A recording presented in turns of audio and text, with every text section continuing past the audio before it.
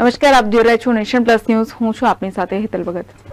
આણંદના બોરસદ ખાતે આવેલ સોમનાથ સોસાયટીના માર્ગ ઉપર ચાલુ વીજ પ્રવાહ ધરાવતો વાયર તૂટી પડતા એક્ટિવા સવાર એક વ્યક્તિ ગંભીર રીતે દાઝી જવા પામતા સારવાર અર્થે ખસેડવામાં આવ્યો છે.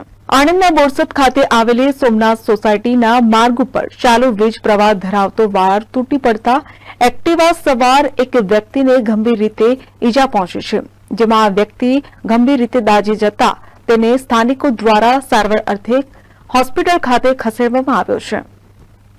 Hiren Shah, Nation Plus News, Khambhat.